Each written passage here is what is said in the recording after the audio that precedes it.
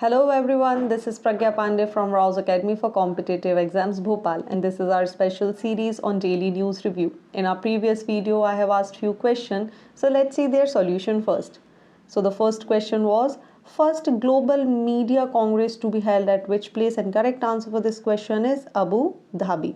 Next question was November 20th is observed as, and correct answer for this question is option A, World Children's Day.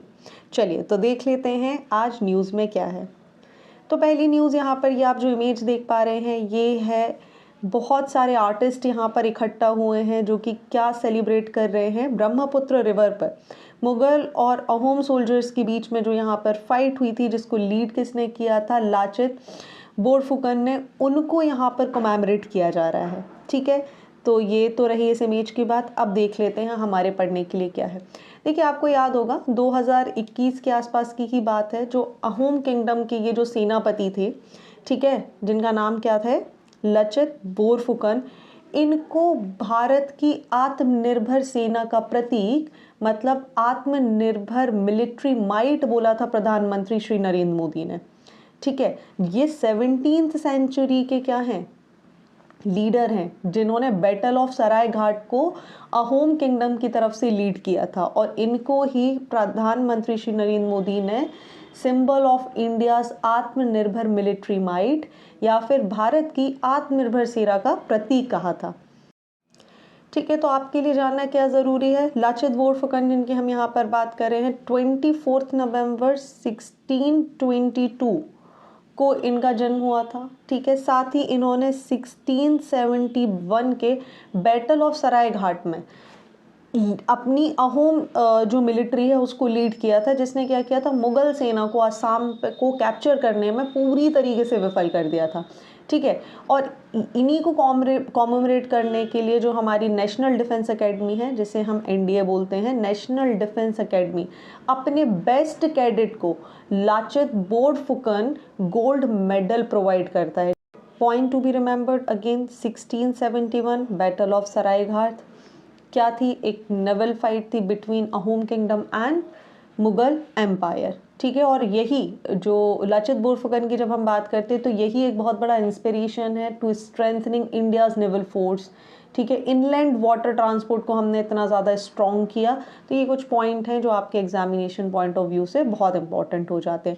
Next question, Ahom kingdom. तो आपको मुझे comment section में बताना है Ahom kingdom की स्थापना किसने की थी, who was the founder of Ahom kingdom. और एक ट्रीटी साइन हुई थी ब्रिटिशर्स और अहोम रूलर्स के बीच में, उस ट्रीटी का नाम भी आप मुझे कमेंट सेक्शन में बताएंगे। चलिए, so moving on to the next article. देखिए, ऑलिव रिडलेट सी टर्टल, इनको उड़ीसा के कोस्ट पर वापस से देखा जाने लगा है। ठीक है, और ऑलिव रिडले सी टर्टल्स को बहुत बार एग्जामिनेशन में पूछा जा चुका है, लेकिन चलिए फिर से हम इनके बारे में थोड़ा सा यहाँ पर जानकारी ले लेते हैं। देखिए, ये जो सी टर्टल है ये गाहिर माता बीच जो कि उड़ीसा में है, आप यहाँ पर नाम देख पा रहे हो, वहाँ पर ये आते हैं, एक पूरे ग्रुप में आते हैं ब्रीडिंग करने के लिए। ठीक है, मास नेस्टिंग यहाँ पर की जाती है। अब सबसे पहली बात आ जाती है कि क्या है, तो ऑलिव रिडले टर्टल्स का नाम इनकी कलर की वजह से ही पड़ा है। ये इनका कलर होता है ऑलिव कलर्ड का, जिसकी वजह से इनका ये नाम पड़ा। दूसरा पॉइंट, भाई ये होते हैं मांसाहारी। तीसरी चीज़, ये जो मास नेस्टिंग करते हैं इसको बोला जाता है, ये बहुत इंपॉर्टेंट है, देखिए, अरीबादा। ठीक है, ये जो मास नेस्टिंग करते हैं ऑलिव रिडले टर्टल, इन्हें बोला जाता है अरीबदा। थर्ड पॉइंट, ये कहाँ पर आते हैं, तो ये देखिए अटलांटिक एंड पैसिफिक और इंडियन ओशन के गर्म पानी में मिल सकते हैं। ठीक है, ये ठंडे पानी में सरवाइव नहीं कर पाते। अगर हम इनके IUCN लिस्ट की बात करें तो ये वल्नरेबल कैटेगरी में है। वहीं साइट्स की कैटेगरी की बात करें तो इन्हें अपेंडिक्स 1 कैटेगरी में डाला गया है, और वाइल्ड लाइफ प्रोटेक्शन एक्ट 1972 में शेड्यूल 1 में इनको रखा जाता है। ठीक है, अब मैंने यहाँ पर एक सेंचुरी का नाम दिया था विच is Gahirmatha marine sanctuary. It is known as the world's largest rookery of sea turtle, that means colony of breeding animals, इसको बोला जाता है रूकरी, जो आप याद रखेंगे। उसका सबसे बड़ा, दुनिया का सबसे बड़ा जो लार्जेस्ट रूकरी है, कॉलोनी है ब्रीडिंग एनिमल्स की, वो किसको माना जाता है? Gahirmatha marine sanctuary. अब पॉइंट आ जाता है तो ये कहाँ पर है? तो देखिए गहिरमाथा मैंने आपको बताया है उड़ीसा में सिचुएटेड है और इसे टर्टल सेंचुरी डिक्लेयर कर दिया गया था 1997 में। तो these are the few points जो आपके एग्जामिनेशंस के लिए इम्पॉर्टेंट है। देखिए इसरो 200वां रोहिणी RH-200, जिसे एक साउंडिंग रॉकेट भी बोला जाता है, उसको यहाँ पर लॉन्च करने वाला है। ठीक है, थुम्बा से। प्रेसिडेंट रामनाथ कोविंद भी यहाँ पर मौजूद रहने वाले हैं। देखिए ये जो RH-200 है, विच इज़ रोहिणी RH-200, ये एक साउंड रॉकेट है। अभी तक इसके ना 199 सफल लॉन्च किए जा चुके हैं, कॉन्जिक्यूटिव आई एम सेइंग। ठीक है, सक्सेसफुल फ्लाइट इसकी 199 कंप्लीट की जा चुकी है। देखिए तो जब हम साउंडिंग रॉकेट्स के बारे में यहाँ पर बात करते हैं तो पहले तो दीज आर 1 और 2 स्टेज सॉलिड प्रोपेलेंट रॉकेट। इनका यूज़ क्यों होता है? अपर एटमॉस्फेयर रीजन को नज़र रखने के लिए, स्पेस रिसर्च करने के लिए बेसिकली इनका यूज़ किया जाता है। ठीक है, अब अगर हम RH-200 के बारे में यहाँ पर बात करें तो RH-200 अगेन एक 2 स्टेज रॉकेट होता है जो कि लगभग 70 किलोमीटर की हाइट तक आराम से जा सकता है। ठीक है, अब अगर आप में से किसी को नहीं पता है तो ये 200 क्यों है? RH तो समझ आ रहा है, चलिए कहीं ना कहीं रोहिणी से डिराइव्ड है, बट व्हाट इज 200? तो देखिए 200 ये जो नाम में है, it denotes the diameter of rocket in mm। ठीक है, जैसे ऑपरेशनल वेरिएंट हो जाते हैं RH-300, RH-560 और इस तरीके के जो भी हैं जहाँ पर आपको ये डिजिट्स देखने मिलती हैं, तो these denotes the diameter of rocket in mm। चलिए, so moving on to the next article. देखिए ये आर्टिकल यहाँ पर बात कर रहा है centre sets standard for e commerce review. अब देखिए हो क्या रहा है, एक फ्रेमवर्क यहाँ पर सेट किया जा रहा है जिसमें ये डिसाइड किया जाएगा कि जो ई कॉमर्स प्लेटफॉर्म्स पे जो रिव्यूज़ देखे जाते हैं, है ना, आप और हम भी कई बार कोई सामान परचेज करते हैं अमेज़न से, फ्लिपकार्ट से, तो हम सबसे पहले रिव्यूज़ की तरफ जाते हैं, whether it is a 3 star, whether it is a 4 star, whether it is a 5 star. और जो रिव्यूज़ लिखे होते हैं उनके बेसिस पर यूजुअली हम क्या कर लेते हैं, किसी भी सामान को यहाँ पर परचेज़ कर लेते हैं। अब देखिए हो क्या रहा है, यही बात यहाँ पर बोली जा रही है कि जो कंज्यूमर है उसको प्रोटेक्ट करने के लिए इस तरीके की गाइडलाइंस या स्टैंडर्ड हमें सेट करना बहुत ज़रूरी है। ठीक, आप इस पूरे सेक्शन को बहुत ध्यान से पढ़िए। यहाँ पर क्या बात की जा रही है, to safeguard this framework was meant to safeguard and protect consumer interest from fake and deceptive reviews on e-commerce platform। ठीक है, तो अब ये मैंडेटरी करने वाला है कि इस तरीके का कोई भी वायोलेशन यहाँ पर नहीं किया जाएगा। जो रिव्यू कर रहा है, जो रिव्यू करने वाला व्यक्ति है या जो रिव्यू लेने वाला है, उसको एडमिनिस्ट्रेशन करने वाला व्यक्ति है, वो सभी इस फ्रेमवर्क के अंदर आएंगे। पॉइंट कम्स कि ये सेट किसने किए हैं, ये फ्रेमवर्क डिज़ाइन कौन कर रहा है? तो ये जो फ्रेमवर्क है, ये जो स्टैंडर्ड है, इनको प्रिपेयर किया है ब्यूरो ऑफ इंडियन स्टैंडर्ड्स ने। ठीक है, अब यहाँ पर क्या होगा, ऐसी बहुत सारी फैसिलिटीज़ प्रोवाइड की जाएंगी कि अगर कोई अनफेयर ट्रेड प्रैक्टिसेस हो रही हैं या कंज्यूमर के राइट्स का वायोलेशन हो रहा है, तो इन सबको वंस एंड फॉर ऑल इनको टैकल करने के बारे में यहाँ पर बात की जा रही है। ठीक है, सो नेशनल कंज्यूमर हेल्पलाइन में इसको इंक्लूड किया जाएगा। साथ ही इस तरीके की जो जालसाजी एक्टिविटी हो रही है, कंपटीशन कम करने के लिए फेक रिव्यूज़ को डलवा देना या फेक रिव्यूज़ करना, उसके लिए कहीं ना कहीं एक चेक एंड बैलेंस की एक अथॉरिटी भी यहाँ पर बनाई जाएगी। अब सवाल यहाँ पर आ जाता है, ये स्टैंडर्ड्स किसके लिए हैं? भाई ये स्टैंडर्ड्स सभी ई कॉमर्स वेबसाइट्स के लिए हैं। देखिए साथ ही यहाँ पर स्टैंडर्ड ने ये भी बात रखी है कि ये कुछ इस तरीके की मेथड्स भी लेके आने वाला है जो रिव्यू कर रहा है, जो रिव्यू अथॉरिटीज़ हैं, चाहे जो व्यक्ति कर रहा है या उसको एडमिनिस्ट्रेशन करने वाली वो अथॉरिटी है, उन पर चेक और उनको ट्रेस किया जा सके, ये देखने के लिए कि ये जो रिव्यूज़ किए जा रहे हैं वेदर दे आर जेन्युइन और नॉट। तो इस तरीके की कुछ स्टैंडर्ड्स यहाँ पर सेट करने की बात चल रही है। चलिए, so moving on to the next news. This particular news is very very important. Union health ministry ने इंडिया की पहली सुसाइड प्रिवेंशन पॉलिसी को यहाँ पर लॉन्च कर दिया है। देखिए इन्होंने क्या बोला है कि जो इंडिया में सुसाइड रेट है वो हमें 2030 तक 10% तक कम करना है। ठीक, साथ ही यहाँ पर बात की जा रही है कि मल्टी सेक्टरल कोलैबोरेशन के थ्रू हमें जो सुसाइड है उसको प्रिवेंट करना बहुत ज़्यादा ज़रूरी हो गया है, और इसके लिए नेशनल सुसाइड प्रिवेंशन स्ट्रेटजी और पॉलिसी को लेकर आया गया है, जो अपने आप में पहली बार एक अनूठी पहल है।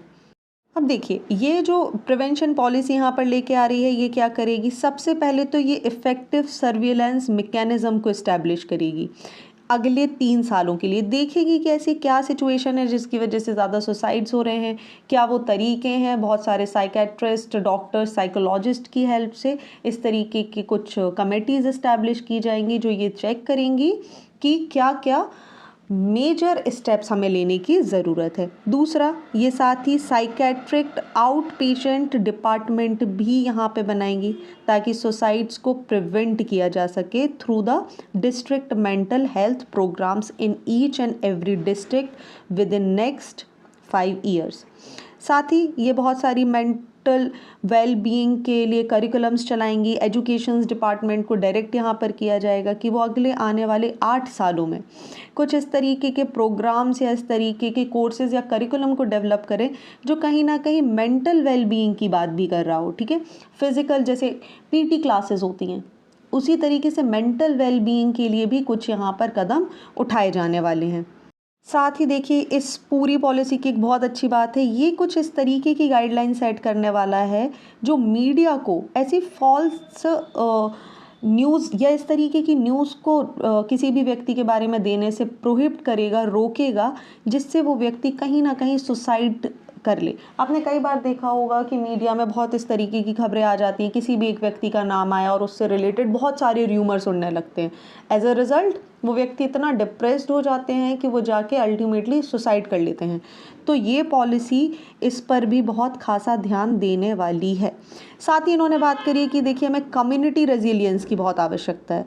हमें सुसाइड को रोकने के लिए सोसाइटल सपोर्ट की बहुत ज़रूरत है। क्यों? क्योंकि अल्टीमेटली आप और हम कहाँ पर रह रहे हैं, हम एक सोसाइटी में रहते हैं, we are the part of it, और कहीं ना कहीं ये सोसाइटी भी रिस्पॉन्सिबल होती है। दूसरी बात इन्होंने क्या बोली कि हम WHO की जो गाइडलाइंस है टू रिड्यूस सुसाइड उसको ध्यान में रख के यहाँ पर काम करने वाले हैं। ठीक है, हम इसके बारे में डिस्कस करेंगे, लेकिन पहले इसको देख लेते हैं आगे इन्होंने क्या बोला है। तीसरा इन्होंने बात करी है कोलैबोरेटिव एफर्ट्स। सो कोलैबोरेटिव एफर्ट्स में क्या होगा, पब्लिक का कोलैबोरेशन, बहुत सारे डिफरेंट इंस्टीट्यूट्स के साथ यहाँ पर कोलैबोरेट किया जाएगा ताकि सुसाइड्स को प्रिवेंट किया जा सके और 10% तक रिड्यूस किया जा सके बाय 2030। ओके, तो ये तो रही इस आर्टिकल की बात। अब यहाँ पर एक वर्ड, एक सेंटेंस मेंशन किया हुआ है WHO की गाइडलाइंस। तो WHO की गाइडलाइंस है वो बोलती है कि 2030 तक, ठीक है, हमें सुसाइड्स को बहुत हद तक लेकर जाना है। ग्लोबल सुसाइड और मोर्टेलिटी रेट जो है उसको हमें बहुत कम करना है। ये बात करते हैं ऐसी चीज़ों को इंक्लूड करना like educating the media on responsible reporting of suicide, जो हमने यहाँ पर बात करी है और जो हमारी पॉलिसी भी इसको इंक्लूड कर रही है।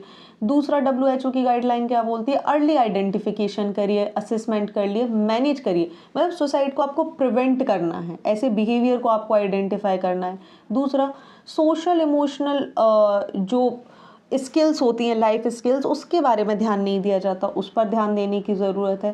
साथ ही ऐसे जो मीन्स हैं जिनसे सुसाइड किया जा सकता है लाइक हाईली हैज़ार्डस पेस्टिसाइड्स या कोई भी फायर आर्म्स, उससे हमें लिमिट या उसको लिमिटेड करना है कि वो रीच नहीं हो पाए। तो ये कुछ पॉइंट्स हैं जो इस पर्टिकुलर पॉलिसी से रिलेटेड है, जो आपके लिए बहुत ज़्यादा इंपॉर्टेंट है। अब यहाँ पर बात आ जाती है legal status of attempt suicides in India. देखिए सबसे पहले आपका आर्टिकल 21 ऑफ इंडियन कॉन्स्टिट्यूशन क्या बोलता है, no person shall be deprived of his life और personal liberty except according to procedure established by the law. While the Constitution covers the right to life or liberty, but it does not include the right to die, ये आप याद रखेंगे, ठीक है।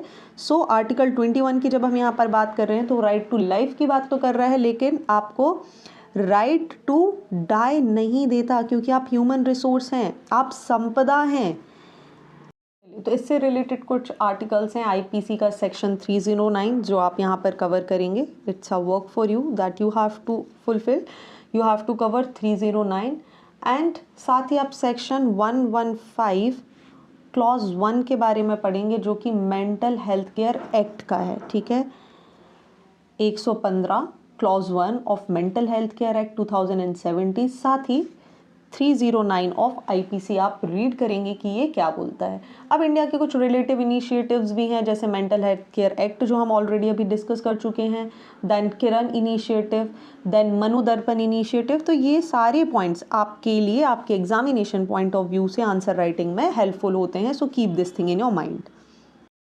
चलिए, तो यहाँ पर क्या है, कंपटीशन कमीशन ऑफ इंडिया ने गूगल को 1300 करोड़ रुपए का फाइन लगाया है। इन्होंने क्या बोला, एंड्रॉयड डिवाइसेस को लेकर जो गूगल है उसने एक मोनोपोली स्टैब्लिश कर ली है और वो कहीं ना कहीं कंपटीशन को हैम्पर कर रहा है ना। अब देखिए होता क्या है, कंपटीशन कमीशन ऑफ इंडिया की जब हम यहाँ पर बात करते हैं तो एज यू ऑल रिमेंबर, आपको पता होना चाहिए कि 1969 के MRTP एक्ट को, ठीक है, that is monopolies and restrictive trade practices act 1969, इसको रिपील करके राघवन कमेटी के सजेशन पर किसको इस्टेब्लिश किया गया था, कंपटीशन कमीशन ऑफ इंडिया को इन 2002, ठीक है। और ये कॉन्स्टिट्यूट हुआ था 2009 में। अब देखिए, कंपटीशन कमीशन ऑफ इंडिया को इस्टेब्लिश इस पर्पस से किया गया था कि वो कंपटीशन को रिस्ट्रिक्ट ना करे, बल्कि देश में हेल्दी कंपटीशन को इन्हेंस करे। ऐसी कोई भी ट्रेड प्रैक्टिसेस हैं जो क्या कर रही हैं, कहीं ना कहीं मोनोपोली स्टैब्लिश करने की कोशिश कर रही हैं, डायरेक्टली और इनडायरेक्टली ऐसी प्रैक्टिसेस को एलिमिनेट करना, ठीक है, कंज्यूमर के राइट को प्रोटेक्ट करना। अब देखिए होता क्या है, सपोज बहुत सारी एंड्रॉयड की डिवाइसेस हैं या बहुत सारी ऐसी एप्लीकेशन है जो गूगल डायरेक्टली ओन कर रहा है, बहुत सारे लाइसेंस। अब क्या होता है ऐसे में, चाहे ब्राउज़र हो एंड्रॉयड की और दूसरी डिवाइसेस हो, ऐसे में जब भी आप ऐप स्टोर में जाते हैं और डिफरेंट ऐप्स को सर्च करते हैं तो आपको मैक्सिमम जो यहाँ पर एप्लीकेशंस और सारी चीज़ें मिल रही थी वो गूगल की ओन्ड है, ठीक है। अब वो इनडायरेक्टली कहीं ना कहीं इन्होंने मार्केट को हैम्पर कर दिया, जिसकी वजह से ही कंपटीशन कमीशन ऑफ इंडिया ने इन पर $162 मिलियन का फाइन लगाया है for abusing its market dominant position. चलिए, so coming on to the next news, देखिए मिनिस्ट्री ऑफ एक्सटर्नल अफेयर्स में अभी क्या हुआ है, रिसेंटली एक जो ड्राइवर है, जो मिनिस्ट्री ऑफ एक्सटर्नल अफेयर्स के ही ड्राइवर थे, इनको अरेस्ट किया गया है एस्पेनॉज के केस में। हुआ क्या कि ये एक पाकिस्तानी किसी महिला के हनी ट्रैप के मामले में फंस गए। हो क्या रहा था कि ये उसको बहुत सारी इम्पॉर्टेंट नेशनल इंटरेस्ट की इंफॉर्मेशंस जो थी वो यहाँ पर इन्हें ट्रांसफ़र कर रहे थे। और ये कोई पहला मामला नहीं है, ऐसे बहुत सारी बार हमने देखा है कि कोई ना कोई इम्पॉर्टेंट, जैसा आप मूवीज़ में देखते हैं, राइट, आपने बहुत सारी मूवीज़ में देखा होगा कि रॉ के एजेंट होते हैं, IAS के एजेंट होते हैं, ये क्या करते हैं, इस तरीके की एक्टिविटीज़ क्रिएट करते हैं। अब हो क्या रहा है, ये जो हनी ट्रैप की जब हम बात करते हैं तो मेजरली यहाँ पर क्या होता है, ये इस तरीके की प्रैक्टिस होती है जहाँ पर रोमांटिक या सेक्सुअल रिलेशनशिप को इस्टेब्लिश किया जाता है। क्यों? ताकि जो इन्फॉर्मेशन है उसको निकाला जा सके। ये तो हो गई एक बात कि भाई इन्फॉर्मेशन निकालना है। दूसरा, इस तरीके की जो प्रैक्टिसेस हैं वो मॉनेटरी एडवांसमेंट को अचीव करने के लिए भी की जाती हैं, ठीक है, पॉलिटिकल एंड्स को मीट करने के लिए की जाती हैं कि भाई किसी पे इस तरीके का हनी ट्रैप करवाया, उससे रिलेटेड जितने भी डॉक्यूमेंट्स हैं वो आपने अपने पास रख लिए, है ना, उनसे इन्फॉर्मेशन निकलवा ली। अब इसी तरीके की एक ब्लैकमेल पर्पसेस के लिए आप यूज़ कर रहे हैं। ऐसा ही एक दूसरा टर्म भी बहुत ज़्यादा प्रचलन में है, विच इज़ सेक्सटॉर्शन। यहाँ पर क्या होता है, ये बेसिकली एक साइबर ऑफेंस है, ठीक है। ये दोनों चीज़ें बड़ी कॉमन है। इसमें क्या करते हैं, किसी पर्सन के जितने भी रिलेटेड डॉक्यूमेंट्स होते हैं, उनकी प्राइवेट इमेजेस होती हैं या वीडियोस होती हैं, उनको धमकाया जाता है कि अगर आप ऐसा नहीं करेंगे है ना। तो हम क्या करेंगे, ये सारी जितनी भी इमेजेस या वीडियोस जो हमारे पास हैं, हम इसे इंटरनेट पर पब्लिक कर देंगे। तो आपको पता होना चाहिए हनी ट्रैप बहुत लगातार न्यूज़ का विषय बना हुआ है कि हनी ट्रैप क्या होता है, सेक्सटॉर्शन क्या होता है। ठीक है, अब इसी के बाद अगर हम बात करें तो स्टैट्यूटरी प्रोविजंस क्या हैं हमारे पास कि हम हनी ट्रैप से डील कर सकें, उन्हें देख लेते हैं। सो आईपीसी सेक्शन 120B की जब हम बात करते हैं तो ये क्रिमिनल कॉन्स्पिरेसी की बात करता है। ये क्या बोलता है कि किसी भी अपराध को अगर अंजाम देने के लिए कोई साजिश की जा रही है, कोई कॉन्स्पिरेसी की जा रही है, तब उस केस में ये धारा यहाँ पर लगती है, विच इज़ सेक्शन 120B। क्या करते हैं इसमें, सज़ा हो सकती है, या तो भाई लाइफ टाइम इम्प्रिजनमेंट हो सकता है, या फिर डेथ सेंटेंस भी दी जा सकती है 2 साल या उससे अधिक के लिए। दूसरा है सेक्शन 387 जो कि बात करता है 387 एक्सटॉर्शन के बारे में। ठीक है, अब क्या हो रहा है, वसूली के लिए किसी भी व्यक्ति को जान से मारने की आप धमकी दी जा रही है, या इससे रिलेटेड कुछ भी है ना, उसे परेशान किया जा रहा है, ब्लैकमेलिंग की जा रही है, तब यहाँ पर लग जाता है सेक्शन 387 एक्सटॉर्शन, जो क्या बात करता है 7 साल तक की जेल या फिर साथ ही फाइन इनके ऊपर लगाया जाएगा। थर्ड इज सेक्शन 420 हम सभी ने कई बार सुना है, 420 मत करो, which is cheating and dishonestly inducing delivery of property.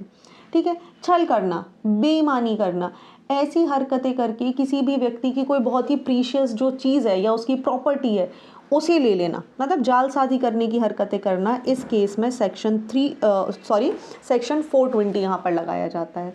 होता क्या है, 7 साल तक की जेल या फिर यहाँ पर फाइन इम्पोज किया जाता है। Last is section 506 which talks about criminal intimidation.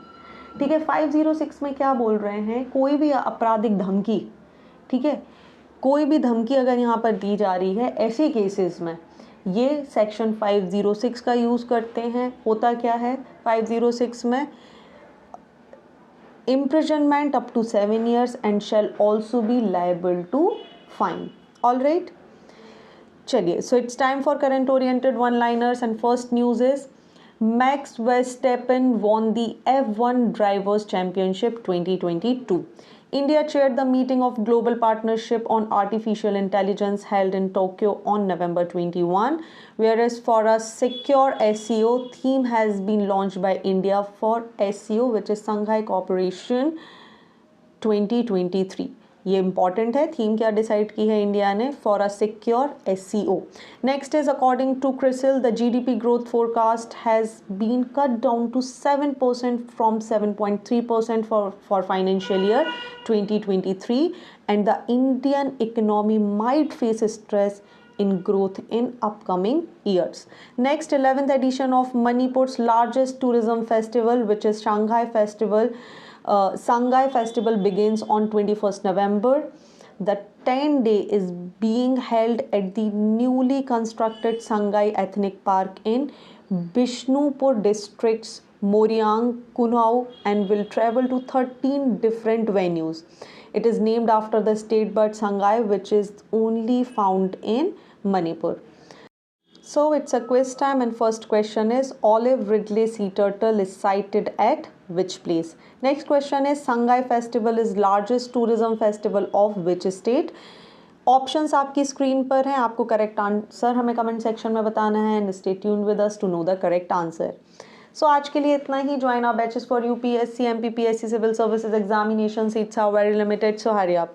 Thank you for watching this video. Do not forget to hit like button, comment your valuable feedback, and also press the subscribe button to never miss any updates. Please follow us on Instagram and Facebook. Links are given below in the description box. Thank you and see you tomorrow.